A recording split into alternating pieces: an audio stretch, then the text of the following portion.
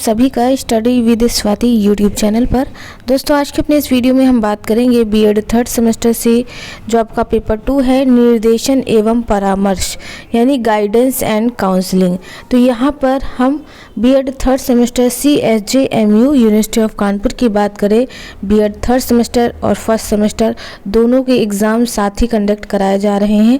BEd third semester की बात करें तो बीएड थर्ड सेमेस्टर को पहला पेपर जो है कंडक्ट कराया गया 10 मार्च 2023 को।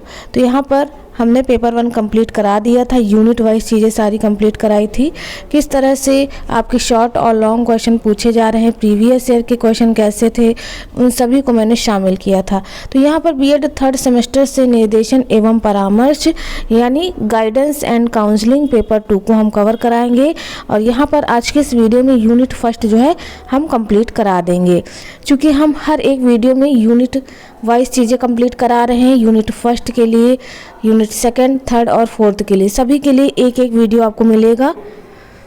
इस तरह यहाँ पर आपके 4 वीडियो एक सब्जेक्ट से मिलेंगे। चूँकि एक ही वीडियो में सब कुछ कंप्लीट कराना थोड़ा दिक्कत हो जाती है, क्वेश्चन जो प्रीवियस ईयर के जितने हैं उनको इंक्लूड हम कर रहे हैं, इसीलिए यहाँ पर टाइम लग जाता है। तो यहाँ पर दोस्तों हम सबसे पहले विषय सूची यानी सिलेबस वगैरह देख लेते हैं, टॉपिक क्या क्या है किस यूनिट में। तो यहाँ पर देख पा रहे हैं निर्देशन का अर्थ, प्रकृति, उद्देश्य तथा सिद्धांत, ये यूनिट फर्स्ट है।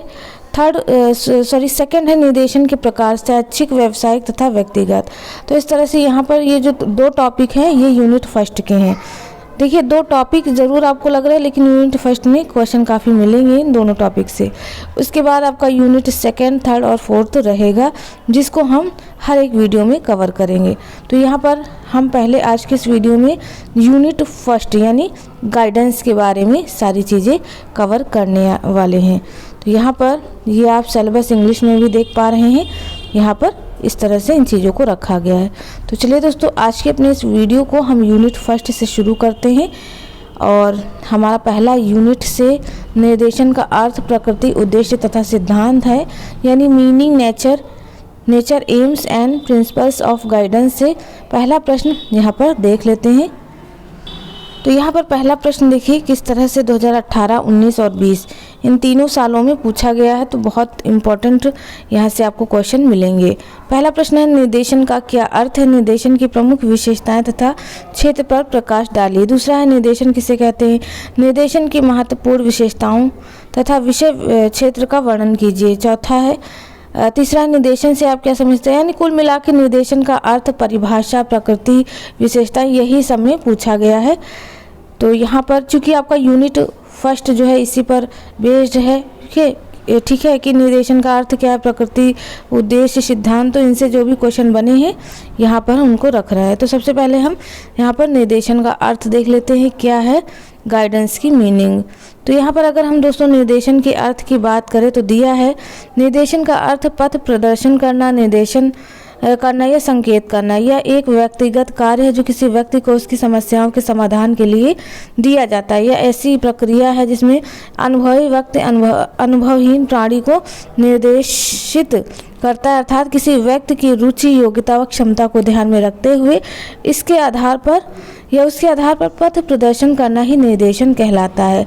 विभिन्न शिक्षा शास्त्रियों ने इसके अर्थों को अलग रूप में परिभाषित किया है, ठीक है, यानी व्यापक अर्थ में किसी भी व्यक्ति को सेवा के रूप में दी गई सहायता, विशिष्ट अर्थ में निर्देशन सेवा के रूप में है और शिक्षा की प्रक्रिया के रूप में भी है। तो यहाँ पर परिभाषाएं हम देख लेते हैं।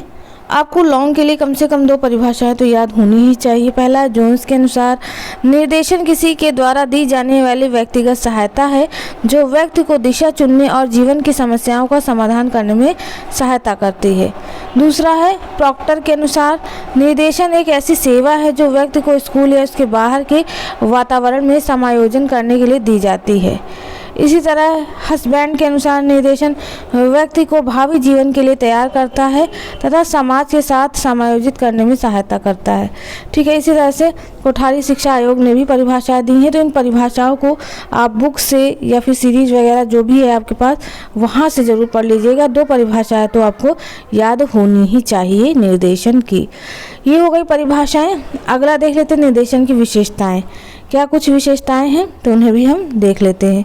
तो निर्देशन की विशेषताओं में पहला है पॉइंट वाइज, निर्देशन व्यक्ति को अपने वातावरण के साथ समायोजित करने में सहायता प्रदान करता है। दूसरा निर्देशन और प्रक्रिया है जो व्यक्ति को उचित अवसर के लिए उचित स्थान, उचित समय पर उचित ढंग से सहायता करती है। तीसरा निर्देशन व्यक्ति और समाज की भलाई के लिए विशिष्ट और सामान्य सेवा प्रदान करता है। चौथा, निर्देशन के द्वारा व्यक्ति का संतुलित विकास होता है। पांचवा है कि निर्देशन हमारा ध्यान जो है वह व्यक्ति पर केंद्रित करता है। इसी तरह से अन्य पॉइंट भी। छठा है निर्देशन व्यक्ति को भावी जीवन के लिए तैयार करता है। सातवां है निर्देशन एक निरंतर चलने वाली प्रक्रिया है। अगला पॉइंट है यहाँ पर, निर्देशन व्यक्ति की रुचि, क्षमता और योग्यता को ध्यान में रखकर किया जाता है। 9वां पॉइंट है, निर्देशन मनुष्य को आत्मविकास की ओर अग्रसर करता है। 10वां निर्देशन एक सामान्यीकृत और विशिष्ट प्रक्रिया है। इसी तरह से आगे भी कई सारे पॉइंट दिए हैं, ठीक है। तो इस तरह से आप इसके अंतर्गत अपने हिसाब से लिखिएगा। पॉइंट जो है वो मैंने बता दिए। अगला जो आता है निर्देशन का क्षेत्र, पूछ लेता है निर्देशन का क्षेत्र क्या है। तो इसके अंतर्गत हम कई चीज़ें देखते हैं। पहला है व्यक्तिगत निर्देशन, इसका संबंध उन व्यक्तियों कठिनाइयों से जिनका अनुभव छात्र अपने अनुभव काल में करते हैं। दूसरा है सामाजिक निर्देशन, इसके अंतर्गत छात्रों को समाज तथा नागरिकता संबंधी बातों का निर्देश दिया जाता है। तीसरा है शैक्षिक निर्देशन। चौथा व्यावसायिक निर्देशन, शैक्षिक निर्देशन द्वारा विद्यार्थियों को शिक्षा संबंधी समायोजन और चुनाव के लिए सहायता दी जाती है। वहीं व्यावसायिक निर्देशन से अभिप्राय छात्रों को किसी व्यवसाय के चुनाव की तैयारी तथा नौकरी में सफलता प्राप्त करने में मार्गदर्शन से है। उसके बाद स्वास्थ्य संबंधी निर्देशन, इसके अंदर छात्रों को उनके परिवार तथा समाज के स्वास्थ्य और सुरक्षा से संबंधित ज्ञान देना है। छठा है घरेलू जीवन संबंधी निर्देशन। वर्तमान समय में मनुष्य के घरेलू जीवन में काफ़ी परिवर्तन आ गया है। पहले संयुक्त परिवार होते थे, यही सारी चीज़ें घरेलू जीवन संबंधी निर्देशन में बताया गया है, ठीक है। फिर उसके बाद यहाँ पर 7वां दिया है, ठीक है, छठा हो गया। अब 7वां है अवकाश और मनोरंजन संबंधी निर्देशन। ये सभी प्रकार हैं, क्षेत्र हैं, इनको ध्यान दीजिएगा। 8वां लिंग संबंधी निर्देशन, इसके अंतर्गत चीज़ें दी हैं, इसे आप पढ़िएगा। 9वां है नागरिकता संबंधी निर्देशन। 10वां है आध्यात्मिक निर्देशन, ठीक है। 9वां 10वां 11वां नैतिक और धार्मिक निर्देशन। उसके बाद तो ये देखिए सारे पॉइंट के अंतर्गत चीज़ें दी हैं, आप ज़रूर ध्यानपूर्वक पढ़ लीजिएगा। आगे नेक्स्ट क्वेश्चन है, ठीक है। तो अगला क्वेश्चन हम देख लेते हैं क्या इम्पोर्टेंट होने वाला है। 2020 में क्वेश्चन पूछा गया था, यहाँ पर देख सकते हैं कि निर्देशन के मूल सिद्धांतों का वर्णन कीजिए। यह निर्देशन से संबंधित विभिन्न विद्वानों द्वारा बताए गए विभिन्न सिद्धांतों का विस्तार वर्णन जो है कीजिए। तो निर्देशन के प्रमुख सिद्धांत कौन कौन से, उन्हें हम देख लेते हैं। तो निर्देशन के बारे में तो आप जान ही गए हैं, ठीक है। क्रो तथा क्रो ने निर्देशन के 14 सिद्धांत बताए। देखिए जो यहाँ पर राइटर हैं उन्होंने अलग अलग जो है वो अपने निर्देशन के सिद्धांत बताए हैं। तो यहाँ पर हम सारे सिद्धांत जो है देखते चलेंगे। पहला क्या है सिद्धांत में कि निर्देशन सेवाएं प्रदान करते समय व्यक्तिगत विभिन्नताओं को ध्यान में रखता है, ठीक है। अगला पॉइंट देखेंगे तो पॉइंट वाइज ही आप चीज़ें मेंशन करिएगा, अंदर आप अपने हिसाब से लिख सकते हैं। दूसरा है सभी व्यक्तियों को औसत एवं सामान्य मानना। तीसरा है निर्देशन सेवाओं में कार्य करने वाले व्यक्तियों को विशेष प्रशिक्षण दिया जाए, ठीक है। चौथा है निर्देशन सेवाएं व्यक्ति के सर्वांगीण विकास की ओर ध्यान दे। पांचवा निर्देशन व्यक्ति को अपनी समस्याओं में स्वयं निर्देशन करने की योग्यता विकसित करने में सहायता प्रदान करना।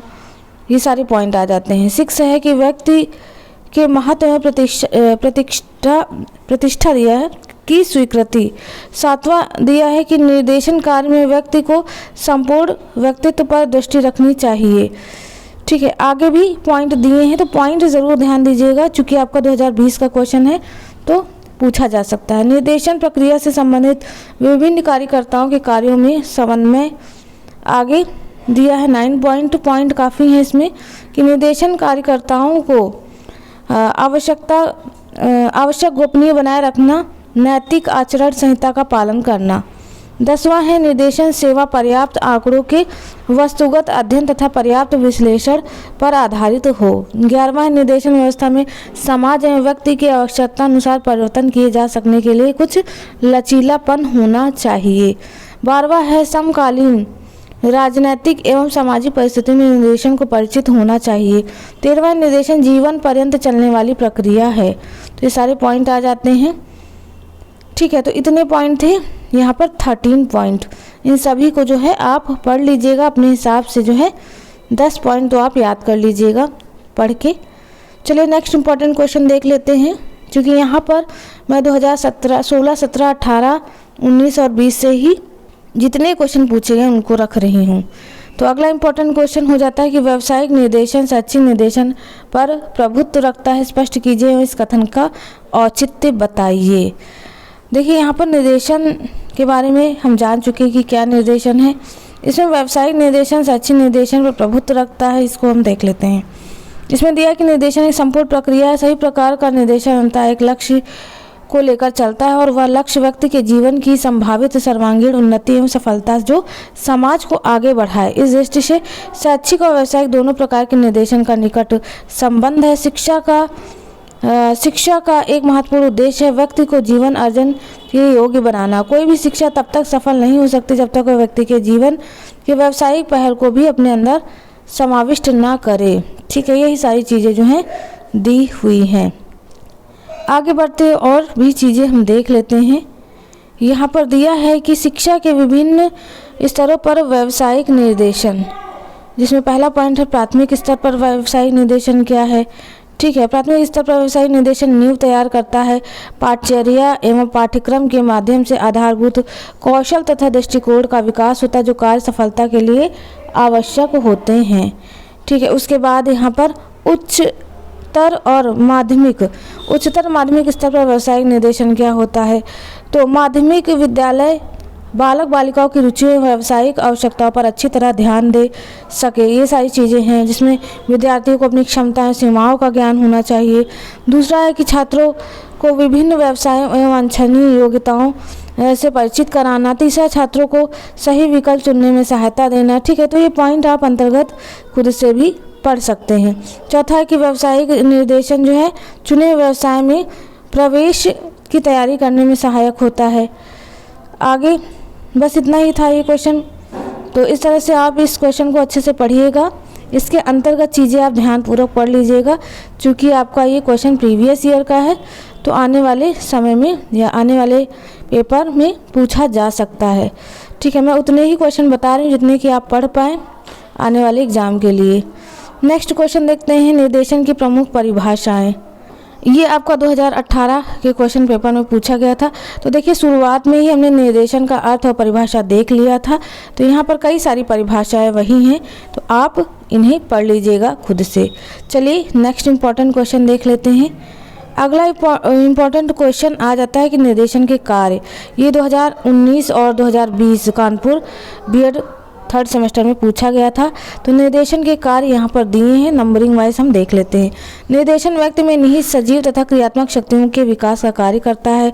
दूसरा, निर्देशन व्यक्तिगत क्षमताओं के विकास हेतु कार्य करता है। तीसरा, निर्देशन व्यक्ति के उपयुक्त व्यवसाय के चयन हेतु सहायता करता है।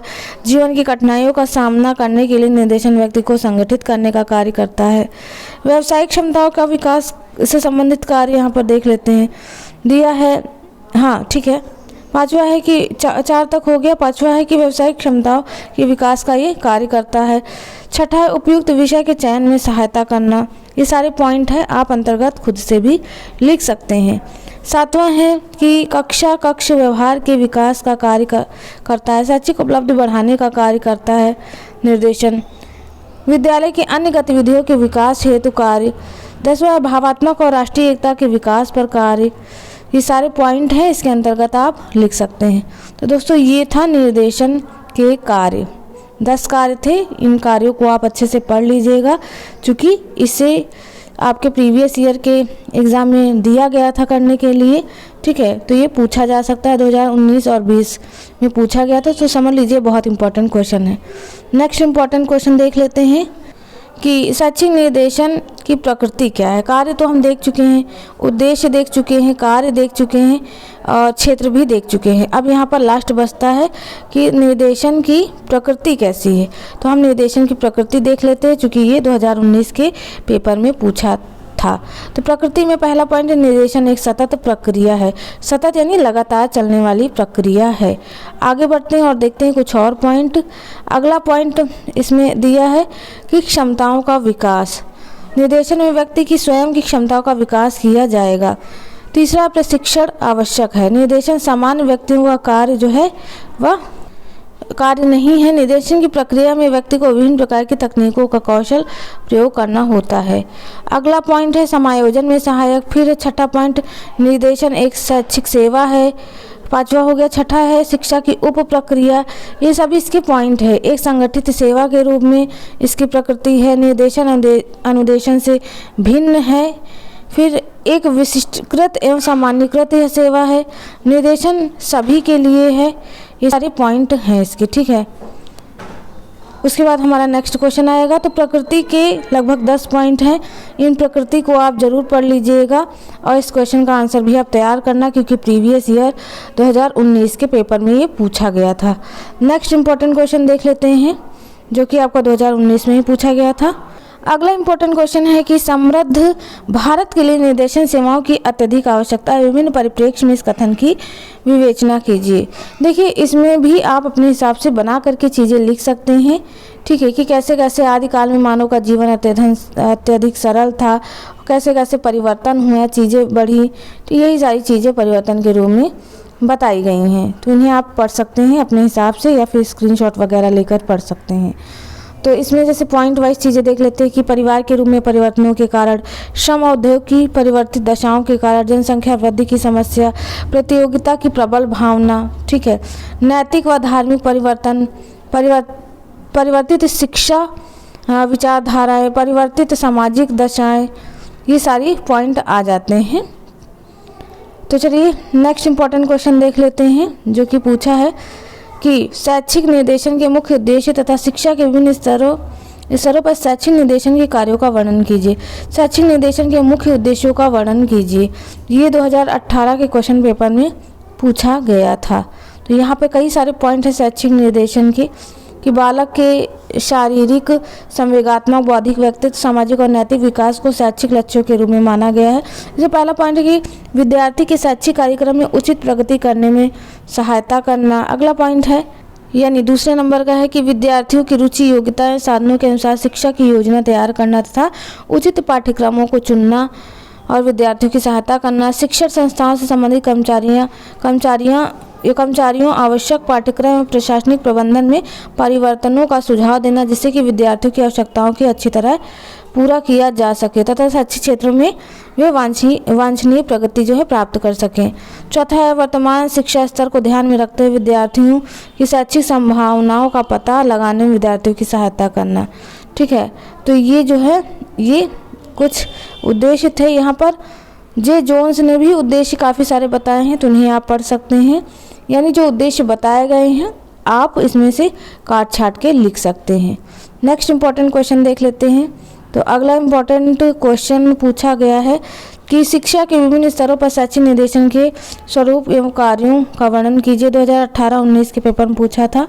तो यहाँ पर ध्यान दीजिए कि विभिन्न स्तरों पर, यानी शिक्षा के जो विभिन्न स्तर हैं, पूर्व माध्यमिक स्तर, माध्यमिक, प्राथमिक, तो इनको हम देख लेते हैं एक नज़र में। तो शिक्षा के विभिन्न स्तरों में पहला है पूर्व माध्यमिक स्तर, कक्षा 7 तक, यानी तथ्यों को एकत्रित करना, विद्यालय कार्यक्रम में छात्रों को परिचित कराना, विद्यालय के पाठ्यक्रम से छात्रों को परिचित कराना, ये सारी चीज़ें आ जाती है कक्षा 1 से 7 के अंतर्गत। इसमें काफ़ी सारे पॉइंट हैं, ठीक है। इन पॉइंटों का आप स्क्रीनशॉट लीजिए या खुद से पढ़िए, ये आप पर डिपेंड करता है।